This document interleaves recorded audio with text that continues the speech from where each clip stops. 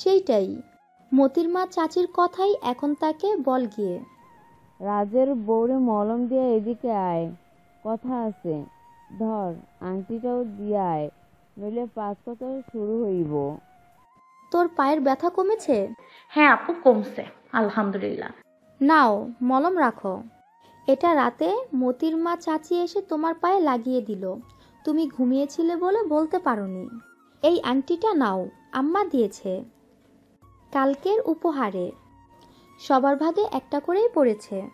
শিখার মুখ উজ্জ্বল হয়ে উঠল মতির মায়ের কথা শুনে। যাক, এই বাড়িতে এমন কেউ আছে যে তাকে মেয়ের মতো মমতায় যত্নে আগলে রাখবে। হোক না তিনি এদের কাজের মানুষ। মানুষ তো এই তো শ্রেষ্ঠ পরিচয়। তার মনটা আর্দ্র হয়ে উঠল মতির মায়ের জন্যে। ইচ্ছে করছে এখনই গিয়ে ওনার পায়ের ধুলো মাথায় নিতে। মলমটা লাগিয়ে দেওয়ার পর হতেই পায়ের ব্যথার অনেকখানি উপশম হয়েছে। আপু, আমাদের বাড়ি কবে যামু? কে নিয়ে যাইবো আমারে? সলজ্জ কণ্ঠে বলল শিখা। এটা আমি জানি না, মনে হয় ভাইয়া নিয়ে যাবে তোমাকে। আমি আব্বাকে বলবো। শিখার সারা মুখে খুশির ঝিলিক উদ্ভাসিত হলো বাবার বাড়ি যাওয়ার শুনে। আদরি মায়ের রুমে এসে শিখার যাওয়ার কথা বলল। সুফিয়া বিবি বলল, আমার পছন্দ বাদ দিয়া তোর বাপে ছেলেরে হাত কইরা এই মাইয়ারে বিয়া করাইছে, তাই এই মাইয়ার কোনো কিছুই আমি জানি না, তারে ক গিয়া। আম্মা, কি কথা আছে বললেন যে? এখন না, সেই মাইয়ারে নিয়ে রাত শ্বশুর বাড়ি গেলে সেই সুযোগে কমো। দেয়ালেরও কান আছে, তোর বাপের লগেও তখন আমার বোঝাপড়া আছে, তোর ভাইরাও থাকবো আলোচনায়। আদুরি গিয়ে তার বাবাকে শিখার কথাটা জানিয়ে এলো। রাজ মায়ের রুমে এলো ঘরের পেছনের সাইড দিয়ে। দুঃখ প্রকাশ করে বলল, মা, শিখাকে কেমন রুমে ঘুমোতে দিলে? আমাদের কাজের লোকেরা যে রুমে ঘুমায় সেই রুমে আপনার ছোট ছেলে বউকে ঘুমোতে তো ঠিক হলো? বাসায় কি থাকার রুমের অভাব? সে গরিব বলে এতটা তুচ্ছ করে দেখলেন? এতে আপনি অপমানিত বোধ করেননি? সুফিয়া বিবি গরম চোখে ছেলের দিকে চাইলেন, রুক্ষ গলায় বললেন, ঘরের রাজত্ব আমার, আমি কারে কই ঘুমাইতে দিমু সেটা আমার বিষয়। তুই কেমনে জানলি? তার মানে কাল রাইতে তুই হের পায়ে মলম লাগাই দিলি? রাজ মায়ের মুখে এ কথা শুনে হকচকিয়ে গেল, ইতস্তত বোধ করলো। মনে মনে বলল, রাতের বিষয় দিনের আলো এলো কিভাবে? শিখা বালিকাটা আসলে অবুঝ। আপনার পছন্দের পাত্রকে বিয়ে করেনি বলে এরপর সেই যে ঝাড়বেন না মা। সুফিয়া বিবি চুপ রইলেন মেঘ মুখে। রাজ ভার মুখে চলে গেল পা ঘুরিয়ে। জয়নুল তালুকদার দোতলায় ছেলের রুমে গেলেন, বললেন, আব্বা ভালো আছেন? নাস্তা করছেন? রাজ বাবাকে দেখে খুশি হলো। ভালো আছি বাবা, নাস্তা করে নেই। আপনার শরীরের কি অবস্থা? মেডিসিন খেয়েছেন ঠিকভাবে? হ, খাইতাছি বাপ। মায়ের রুমে যাওয়ার বিষয়টি পিতাকে অবগত করল রাজ। তিনি বললেন, আব্বা, আমি তোমার আগেই দেখছি বোরে কই থাকতে দিছে। তোমার মা তার বাজিকে বিয়ে করেনি দীক্ষা কালসাপ হয়ে আছে। জানোই তো হে স্বভাব, তাই চুপ করে আছি। নতুন বউয়ের সামনে ঘরে হাঙ্গামা হলে বাড়ি বেজ্জুতির কাহিনী হইয়া যাইব। তোমার তো শহরে চইলা যাইতে হইব। আদরি কইল বউ বাপের বাড়ি যাইতে চায়, তার মন খারাপ। আর এমনিতেও বিয়ের দুদিন পর শ্বশুর বাড়িতে যেতে হয় ছেলেদের বউ নিয়া। তোমার মা তো এখন এইসব নিয়ম কারণ বলে দিবে না। এখন তোমারে সব এখন আমারই করতে হইব। তুমি বলে দেখছ? আপনি বিয়ের আগে বলেছেন আমার দেখা জরুরি নয়। চাঁদমুখ মেয়ের আমি কাল বিকেলে একটু দেখলাম ওরে। সত্যি তো চাঁদমুখ? আপনার পছন্দের প্রশ্নটা করতে হয় বাবা। চোখ নামিয়ে বলল রাজ। জয়নুল তালুকদার উপরের দিকে দুহাত তুলে ধরলেন মোনাজাতের ভঙ্গিতে। লাখো কোটি শুক্রিয়া জানালেন স্রষ্টার প্রতি। সে তোমাকে দেখছে? না বাবা, কিভাবে দেখবে? সেটাও কথা। তাহলে আদরি তাকে তোমার রুমে নিয়ে আসুক, দেখা কইরা আলাপ কইরা নাও, পরে বিকালে তাদের বাড়ি যাও। তুমি চইলা গেলে সে তোমার এই রুমেই থাকবো।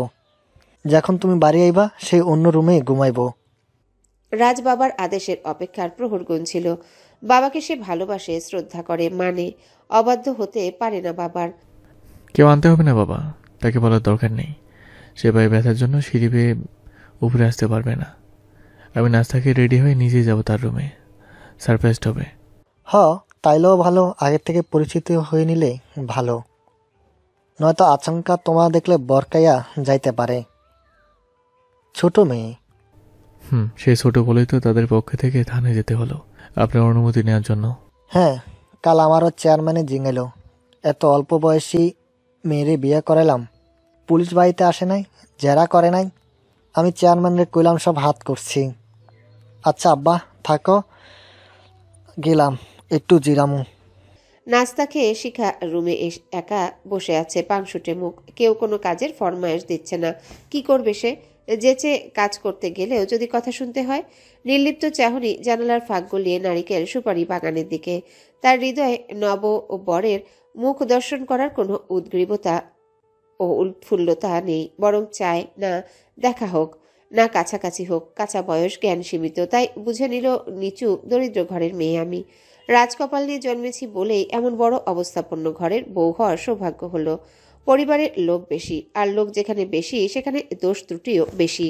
আম্মা বলছে শ্বশুর বাড়িতে নতুন নতুন অনেকেই অনেক কথা বলে, ওসব মনে গাঁথতে নেই, উড়াইয়া দিতে হয় ঘড়ির মতো। থাউক, খাওয়া পড়ার তো আর কোনো অভাব হবে না। ভাবনা শেষে শিখা দেখতে পেল বাগানের ভিতর থেকে ফুলবানু আসতেছে, হয়তো কোনো কাজে গিয়েছে। তার একটু পরেই দেখলো বাদশাহ আসতেছে, ধরে নিল বাদশাহ হয়তো কোনো কাজে গিয়েছে। জয়নুল তালুকদার সুফিয়ার রুমে এলেন, ঠান্ডা সুরে বললেন, বিবি, তোমার সঙ্গে আর বাকি সবার সঙ্গে আমার কিছু কথা আছে। কন শুনি আপনার কি আলাপ? আসুন তো মৌজে, নিজের দিলের আউশ মেটাইতে পারলেন। কি এমন ইতিহাস যার লাইগা এই মাইয়া বিয়া করাইতেই হইল আপনার? যন্ত্রণা তো আছি আমি। এখন না, রাজ বতুনিয়া শ্বশুর বাড়ি যাক বিকেলে, তারপর বলবো। রাজকে শাদি জোর করে করায় নাই সুফিয়া, তুমি তো তোমার বাইজি আখিমনির কথা কইলা। রাজ করলো না কেন? আমি মানা করছি? কও, সে তো তোমার বাইজিকে চিনে, দেখছি কত, আর এই শিকারে দেখাও নাই কোনোদিন, তার মনে ধরল কেন সব শূন্য? আমার কি ভুল? হইছে যান, আমার কথা তখন বলুম, সারা দুজন চইলা গেলে। জয়নুল উঠে চলে গেল আফসোস করতে করতে। বুঝতে পারল সুফিয়া বিবির মেজাজের ঝাঁজ একই অবস্থায় আছে, কোনো ব্যতয় ঘটেনি আজ 4 দিনেও। আজ আদুরির মন বাড়াবাড়ি রকমের খারাপ, কারণ তার জন্য বিয়ের সম্বন্ধ এসেছে, তাকে বিয়ে দিবে। ইন্টারমিডিয়েট পাশ করার পর বাবা মা তার পড়াশোনা বন্ধ করে দিয়েছে। তালুকদার ঘরের এমনিতেই ঠাটবাট, অত পড়ে কি হবে? জজ ব্যারিস্টার তো হবে না, হবার দরকারই বাকি। ঘরেও বেকার বসে থাকবে কেন, সংসার করুক, সেই ভালো। আদুরি বাড়ির অদূরে গিয়ে একটা প্রাচীন তেঁতুল গাছতলায় বসে আকুল নয়নে কেঁদে বুক ভাসিয়ে ফেলছে। সে সোয়েব নামের একটা ছেলেকে ভালোবাসে, কিন্তু পরিবার তাকে সোয়েবের হাতে ভুলেও তুলে দিবে না। এর বড় কারণ দুটো: এক, সোয়েবরা মধ্যবিত্ত; 2, তালুকদার বংশের কোনো ছেলে মেয়ে কোনোদিনও সম্পর্ক করে বিয়ে করতে পারবে না। পরিবার দেখে শুনে বিয়ে দিবে সন্তানদের। তালুকদার পরিবারের অনেক নিয়মের মধ্যে এটাও একটা বড় নিয়ম। রাজ ড্রেসিং টেবিলের বিশাল আয়নার সামনে দাঁড়িয়ে ঘরোয়াভাবে রেডি হলো। একটা টি শার্ট পরে নিল, পরনে কালো রঙের নতুন ট্রাউজার, হাতে ব্র্যান্ডের ঘড়ি। শুকনো ঝরঝরে চুলগুলো চিরুনি বুলিয়ে নিল, পায়ে চামড়ার প্লেন স্যান্ডেল। তুরস্কের দামি পারফিউমের ঘ্রাণ ছড়িয়ে দিল সারা গায়ে। প্রবল উত্তেজনা নিয়ে রাজ দোতলা থেকে নামলো। শিখা উঠে দাঁড়ালো, মনস্থির করলো কেউ তো তাকে ঘর বাড়ি বাগান ও পুকুর চারপাশ ঘুরিয়ে দেখালো না। সে একা একাই ঘুরে দেখবে, সব দেখবে। আর কত এভাবে শুয়ে বসে থাকা যায়? কেউ তার কাছে আসে না, 2-4টা কথা বলে না ভালো করে। সবাই আপন কাজে মগ্ন। সে তো এখানে মগ্ন হবার কিছুই পেল না। আলগোছে শাড়ির কুচি ধরে খানিকটা উপরে তুলে নিল সে, পা বাড়ালো রুম থেকে বের হওয়ার জন্যে। সামনে চোখ যেতেই দেখলো শ্যামবর্ণের লম্বা চওড়া সুদর্শন এক যুবা পুরুষ দরজার দুপাশে 2 হাত দিয়ে দাঁড়ানো। তার এক পায়ের উপর আরেক পা পেঁচিয়ে রাখা, দৃষ্টি গম্ভীর স্থির, ঠোঁটের কোণে খেলা করছে মৃদু হাসি। সে হাসি রোমাঞ্চিত, পুলকিত। শিখা পা পিছিয়ে নিয়ে দপ করে বিছানায় বসে পড়ল। ভাবলো সীমান্তর মতো কেউ ফাজলামো করতে এসেছে। ভীরু চোখে চেয়ে, আসসালামু আলাইকুম ভাইয়া, আপনি কে? রাজ সম্মোহিত চোখে চেয়ে আছে শিখার পানে। শিখা বিরক্ত হলো এবার, গোল গোল চোখে চেয়ে বলল, চাইবেন না চিল্লামু আমি? শিখার কথা রাজ শুনতে পেল না, গম্ভীর অথচ মোহনীয় স্বরে বলল, তুমি আমার জীবনে অজস্র কাছের গুড়ির মাঝে এক টুকরো জলজলে হীরের খণ্ড, আমি তোমায় লুকিয়ে রাখবো। মাত্র 10ম শ্রেণীতে পড়ুয়া ষোড়শী নবরার কাছে রাজের কথা দুর্বোধ্য ঠেকল, এবং সে এখনো মনে করল অন্য কোনো যুবক তার রুমের দরজায়। বিয়ে হওয়ার পূর্বে সে যখন উৎসুক হয়ে তার মা নুরিকে জিজ্ঞাসা করল, আম্মা, দুলা দেখতে কেমন? নুরি বলল, কইতে পারুম না, আমি দেখছি সুন্দর হোক আর বান্দর হোক, সুস্থ সবল কর্মঠ ছেলে, এটাই বড় কথা। তাই শিখা ধারণাও করতে পারছে না সামনে থাকা এই যুবকটি তাকে বিয়ে করেছে। তবে সীমান্তের মতো এই ঘরে নিকটাত্মীয় কেউ হবে এতটুকু বুঝলো। বাইরের কোনো ছেলে এসে এভাবে কথা বলবে না তালুকদার ঘরের নববধূর সঙ্গে। শিখার গলা শুকিয়ে এলো, শুকনো ঢোক গিলল। আর্দ্রকণ্ঠে অনুনয় করে গোমরা মুখে রাজকে বলল, ভাইয়া সরেন, আমি বাইরে যাবো। রাজ সরছেও না, কিছু বলছেও না। বিমুগ্ধ চোখে শিখার কাণ্ডকীর্তি ও ভাষার আঞ্চলিকতা উপভোগ করছে। রাজ দেখল শিখার আঁকিকোণে প্রচণ্ড বিরক্তি খেলা করছে।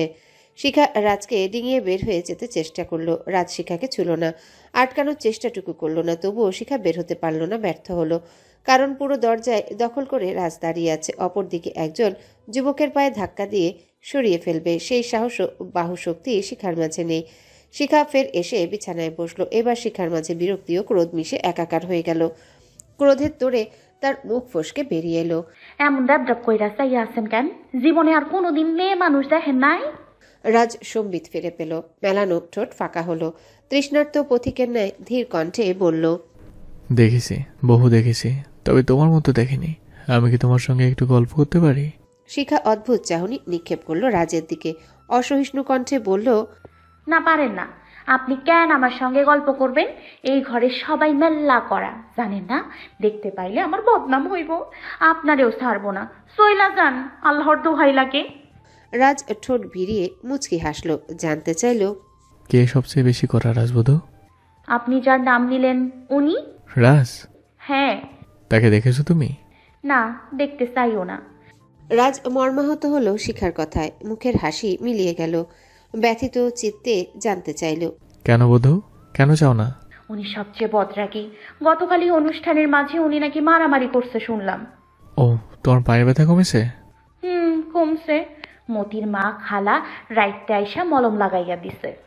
রাজ নির্বাক হয়ে গেল। কে বলল মতির মা দিয়েছে মামলা? আদুরি আপু বলছে। আপনি এ কথা বলেন কেন?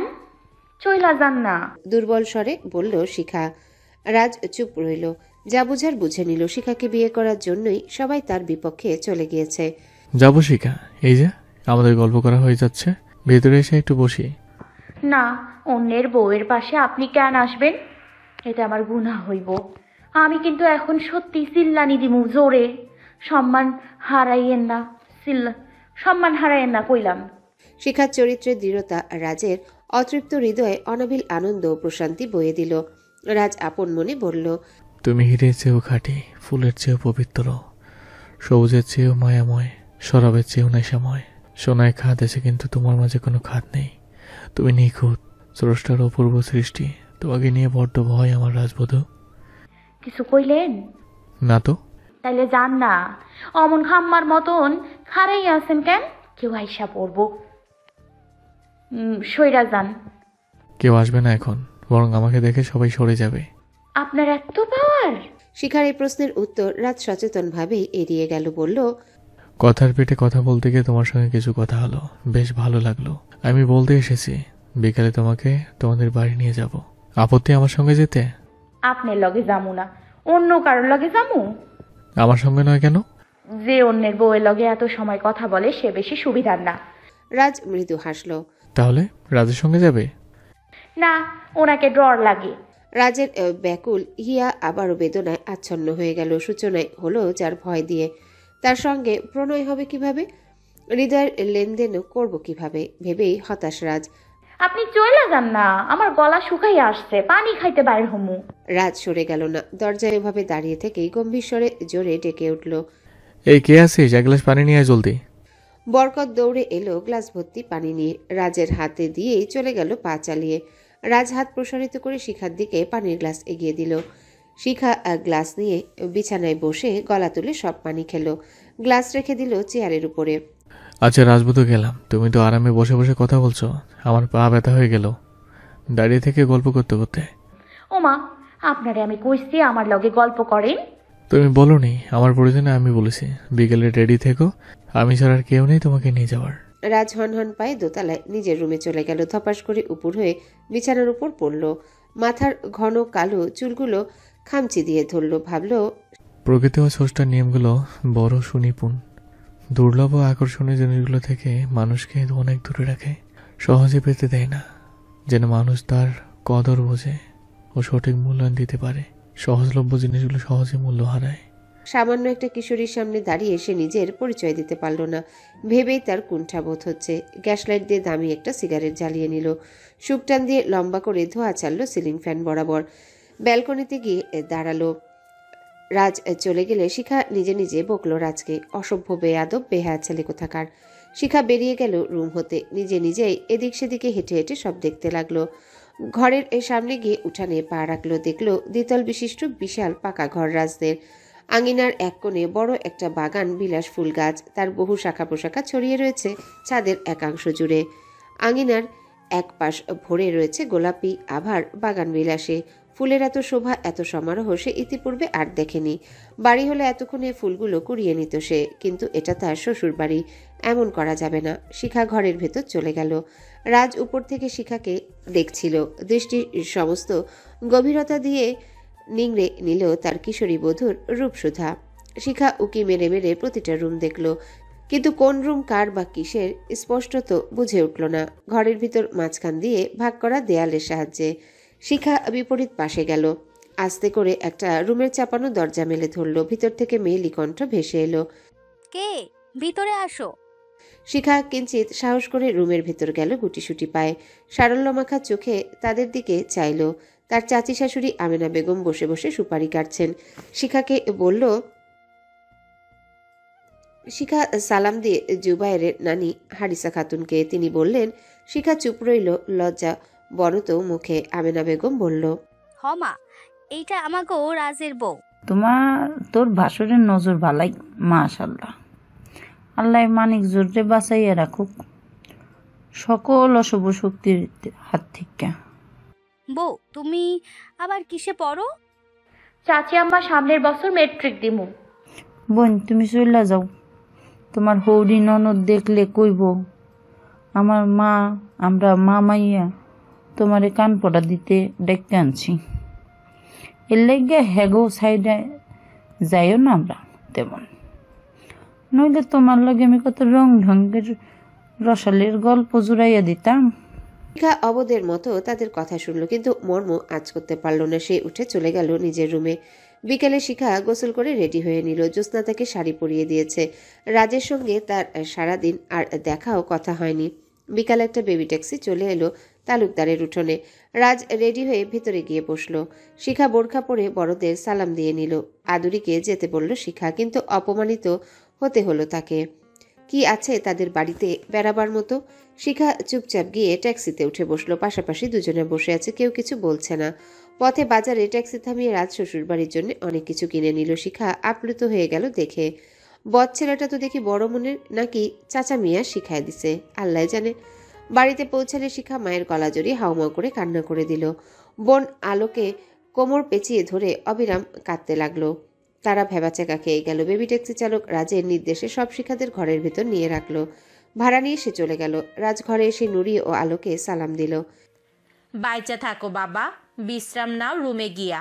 শিখা তার মাকে ফিসফিসিয়ে বলছে, আম্মা তোর এই দুলা নয়, অন্য ছেলে। কষ কি?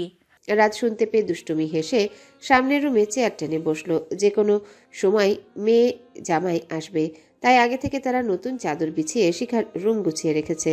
শিখা এক ছুটে বাড়ির অন্য ঘরে চলে গেল দেখা করার জন্যে। আলো রাজকে ট্রেতে করে শরবত পিঠা নিয়ে দিল। নেন খান। নুরি এসে রাজকে বলল, আমার জামাই আইলো না কেন? তুমি শিখার কি হও বাবা? আম্মা, আমি রাজ, শিখার হাজব্যান্ড।